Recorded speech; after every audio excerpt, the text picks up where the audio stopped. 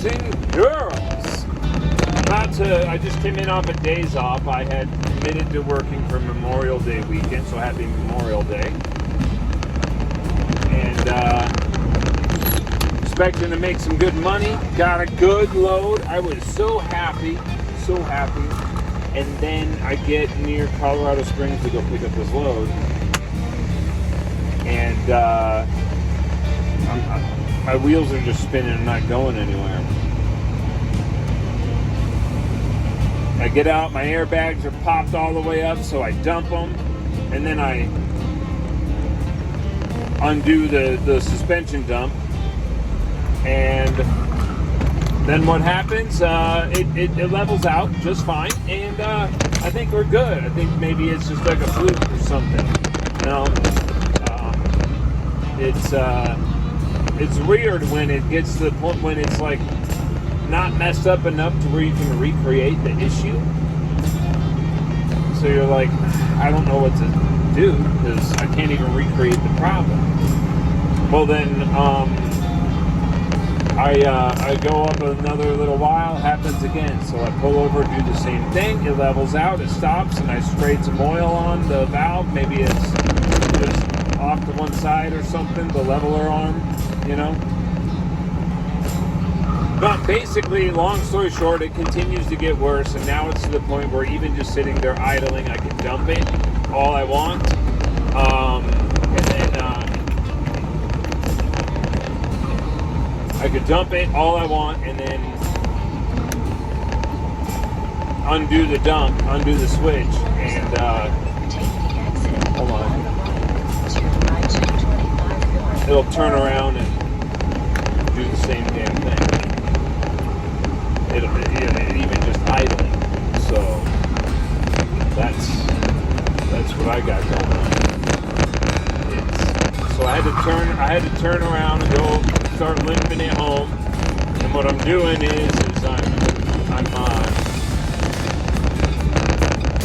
trying to hit every red light if I can, but I'm about to hop onto an interstate, so it's gonna be interesting. But just whenever it stops, doing what it's supposed to do, and I'll pull over and let the air out. And then, so you're gonna come along with me, and you're gonna watch me fix the leveler valve. See how this goes. All right, so I just undid the suspension dump. It should stop here. Like right about there. I do it.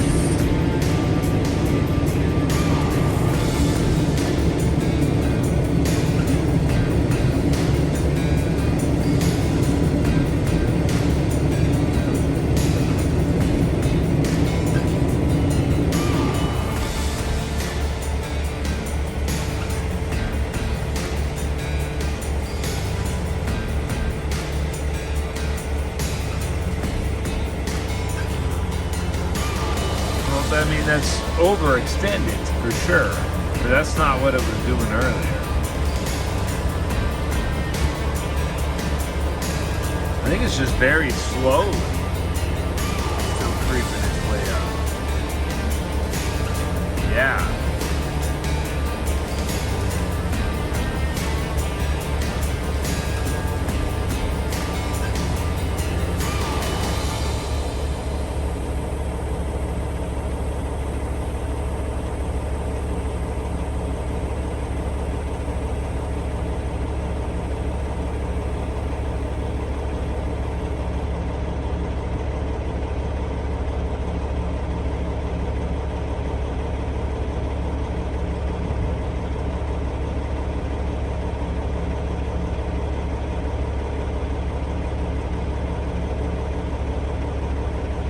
See the problem?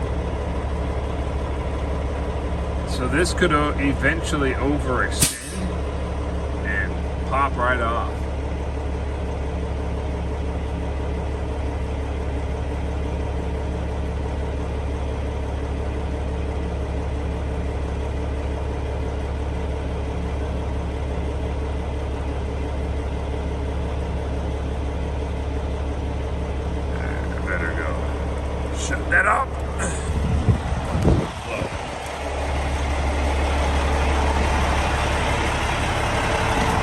Alright,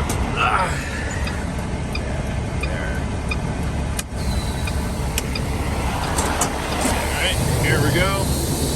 And it's, see that bar right there on that bag?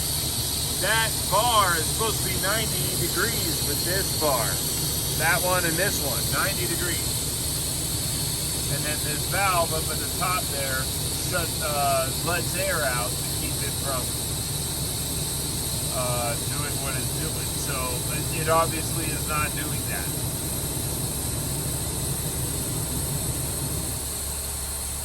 So yeah, that's what I get to fix tomorrow. Alright, so I mixed up some of the supplement. Only one of the ingredients I kind of couldn't, so I'm just going to take one of these with it. But for the most part, it goes pretty nicely in a cup of coffee.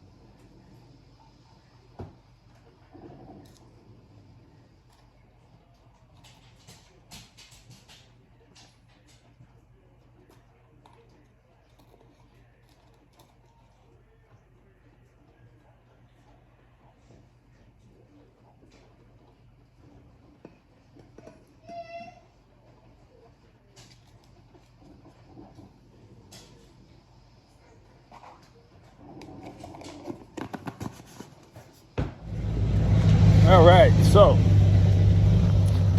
I was going to bring you into the store, but frankly, you know, I don't know if those other people want to be filmed and everything, so didn't bother with that. Anyways, ordered the part, $200, and it'll be here around 3 p.m. today. They got it out of Greeley, which really isn't that far, but I'll just let them bring it. And I just had to get my water. All right, guys, so here's what happened. I forgot my tripod, so I'm propping you guys up on the water bottle, and maybe I can kind of talk about this. So bear with me. I'm going to be trying to do some quick cuts and things like that on this. I'm trying to see. Okay. Where's that bracket at? Here, what I might actually be doing is I might throw you guys in there and kind of try to talk what I'm trying to deal with, and then I might actually consult the video, because this camera might actually be able to see things I can't, at angles I can't get my head into, you know, so yeah. All right, so this is the 5th wheel plate. Down under here. Okay, so I have to disconnect that air line, and I imagine there's an outbound air line right down there. There we go. I have to disconnect those two. And the question is I might be able to just take that arm off of there and then just replace the so, oh, it's a Torx. Or is that anything to do with the bracket? Or is that... Yep, looks like it's the bracket. Looks like I gotta get my Torx. What is that? Oh, man, I'm not a fan. Not a fan of Torx. But that's what we're looking at. Okay. Thanks for the help. Alright, so here's what I got here. Actually took a second look at that video. I'm gonna give you guys a better look. It's actually not the Torx I have to take and undo. It is that big bolt right there. Because see, that's the bracket that this is mounted on. That Torx would have just taken one part of the valve off. So I actually have to undo that airline, and that airline, and then that bolt. And it looks like 2 bolts. All right. Spectacular. Unless I can take it off of that bracket. Maybe I don't have to. Man, maybe that would suck to do those bolts. Maybe if I can get you guys on this side, maybe I can see.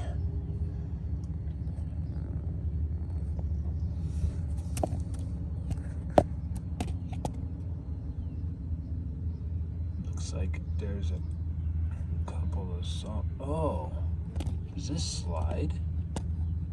Is that how that works? I'm gonna try that.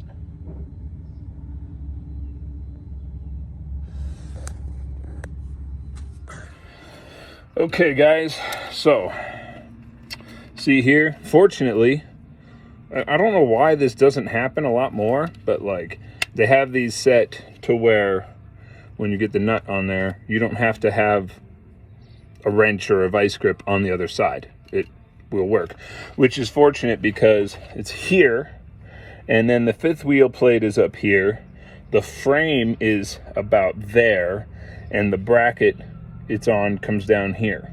So you have to fit the socket here. And, you know, feel around, do it by braille, and then get that off of there, and then this will come free. This was a simple, you know, just this was here, and that's where the bar, the leveler bar is. And the leveler bar is fine. I'm not going to get a different one. I will not do that because then I'm going to have to like adjust things and whatnot. I'm just going to replace this. This bolt that went here, just so everyone knows, this is a 2016 International ProStar. If it matters to you, it's got the Cummins engine, but it shouldn't. This is a 10 millimeter. And the guys on the other side, the nuts on this side was a 3/8, or whatever the metric. No, that's weird. So both of them were 10 millimeter, but for some reason when I was using the 10 millimeter, it didn't work on one of them. So 10 millimeter or 3/8 gets this one off, and then it gets these out of there too as well. So yeah, I must just not have had that lined up properly. Anyways, looks like these pop out of here, and I'll reuse these for the next one. I'll put them here so I don't lose them. Clean them up really good. That one's, it's almost like it's welded in there, but I don't think it is. All right, I'm gonna get like a little spray there.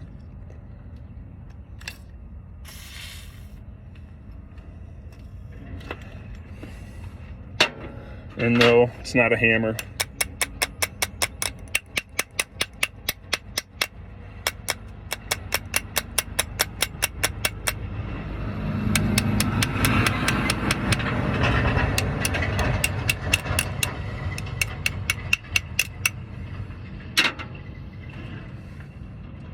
It really doesn't want to come out. So yeah, I'll pry it out later. I'll let this WD-40 really sit in there, and I'll go order the part.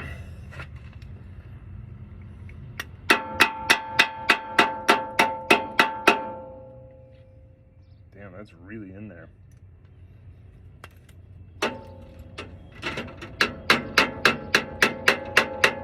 Okay, I'm gonna leave it.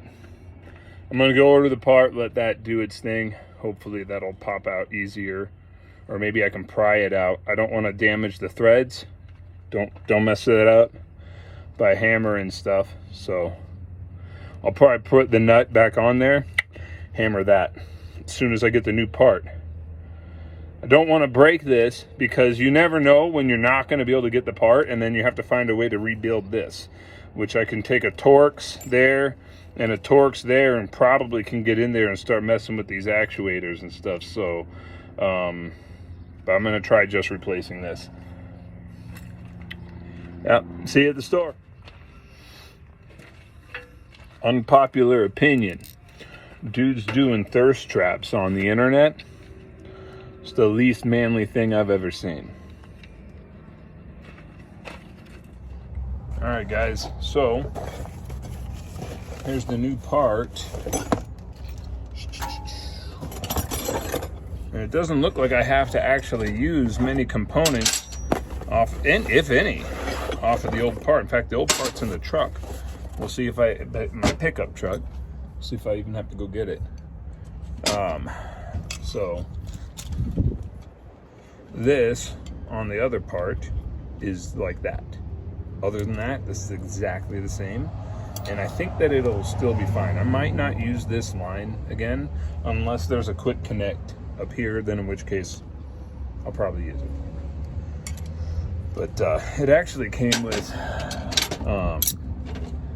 this main rod, which I might go ahead and use. But I don't know if I'm going to use these other pieces. There's no reason to think that they're too worn out to do the job. And I don't really want to mess with the settings, basically.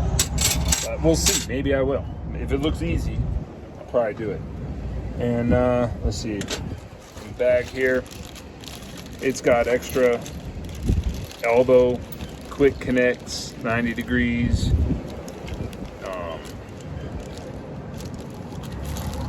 Bolts, lock nuts, and washers. So anything that I can replace, I'll go ahead and just replace it, since why not? So there we go. Let's see how it goes.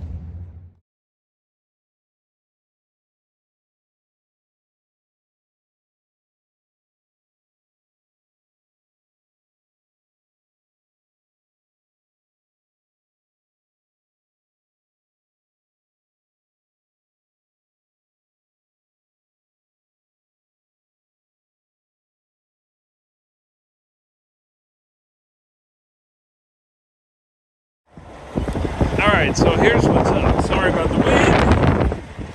I couldn't understand, wasn't stopping. Turns out that thing's a little bass-backward. I had to rotate the man, there's dust all over. I hope that's not coming in on yours. I had to rotate the actuator to the other side, right? So that looks like a 90 degrees. With this bar and that bar looks about 90 degrees. So I'm wondering why the bags look like they're a little bit overextended. And I think that it's because this bar right here is a two-piece bar and I didn't tighten it all the way. I just was trying it out. So I'm gonna deflate it, put that back up all the way to where that nut is at the top of that range, and tighten it better. And give it a go, because it otherwise looks like it's working. Then I have to pick up my tools and test drive it. Okay, guys, turn that off. So, battery died, so I couldn't really get the video back there. I have it plugged in up here. I'm gonna give it a test drive. It looks a lot better. I did what I said, and it's good, and it's looking a lot better. So let's give her a drive. So immediately we got traction without having to lock hubs,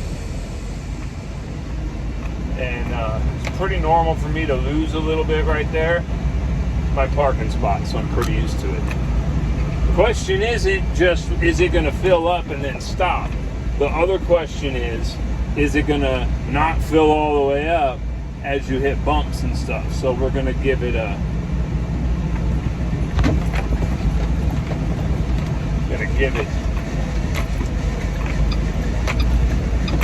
little bit of driving.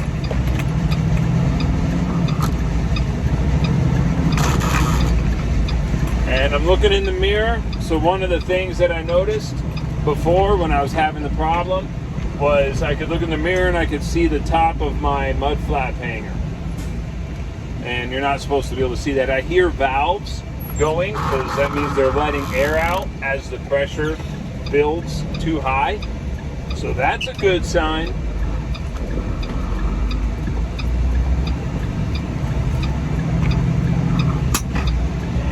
Let's see. Pressure's even higher than it was, so maybe that valve was losing air. You know, maybe that valve's been a problem because it's almost 150 psi. Still no mud flap hanger. If I turn my head, I can see it, but if I just look like that, we're good. It feels like we're good.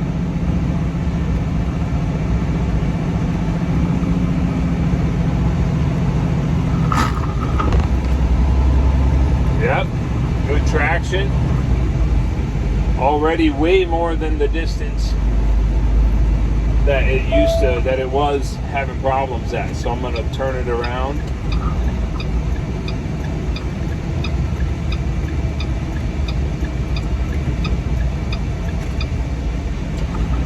And I think we're fixed.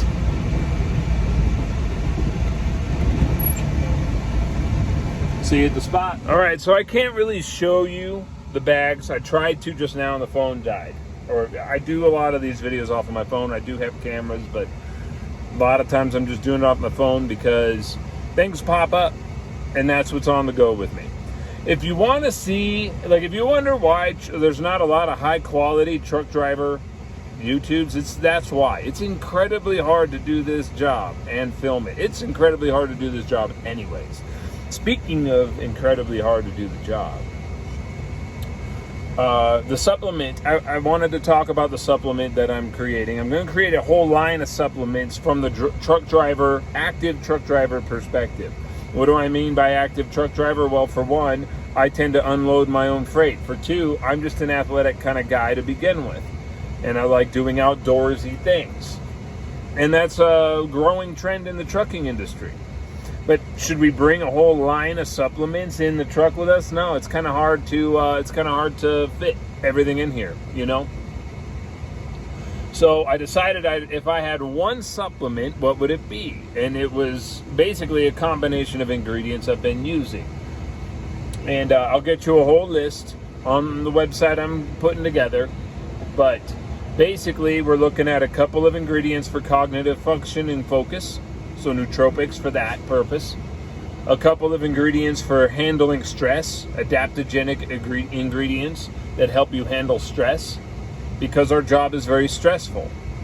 And then a couple of ingredients to facilitate all those other ingredients, but also help you feel motivated and give your muscles the things it needs to do the work that we have to do. And while I understand most people don't think truck drivers do a lot of physical work, some of us do a lot more than most people.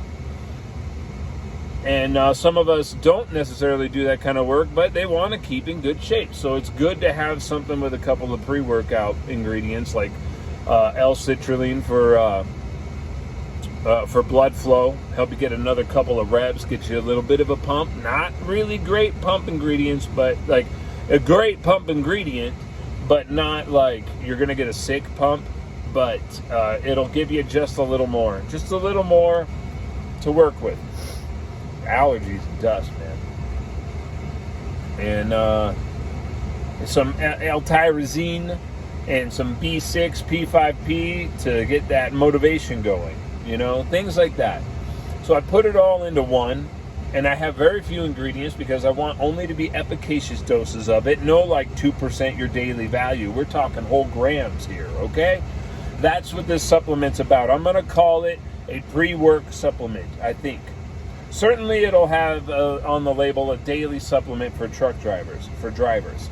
But you can use this if you're not a driver, if you're, you know, a business owner or college student or something. A lot of these things work for people who just live in RVs or tight spaces, or you're living in a dorm, or you're in the military and you got little spot, little bunk or whatever that you're in, you know.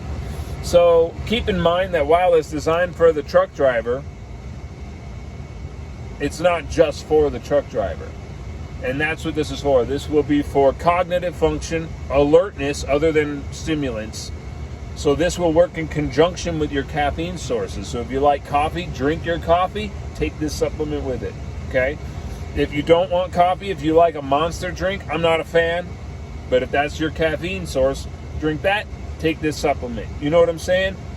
So this is a pre-drive supplement is what I'm going to, either pre-work or pre-drive, and we're going to call it drive, as in drive time.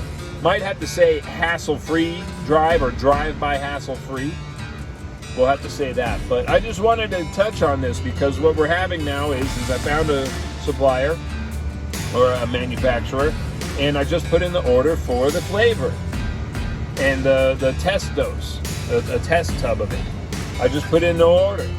So now I'm going to be able to start giving you guys an idea what this is actually going to be like, and I want to get the word out, you know. I'm going to be able to give this to some people to test it out, and they'll try the flavor, see if they like it, and then make sure that it works the way you want. So we're getting into the actual research and development of this, and that means it's going to happen soon, guys. So stay tuned and look for the website, and please get a like and a share. Okay, when I get this out, when it's live, you're going to get a free 2 tubs. Or if you're, I'm going to do a raffle. Okay, so every like and share, every share, whether it be on Instagram, Facebook, whatever, anything I can track, not just of this YouTube. If you share the Instagram, go over there and share that. You know, if you share the website when I make that, all of that is going to count as an entry into the raffle. So the more you do, the more chance you're going to get. You're going to get a couple of tubs of this for free. So yeah, like, comment, subscribe, all that YouTube shit, and get out there, get on the road, get after it, let's get this work done, and let's do it right.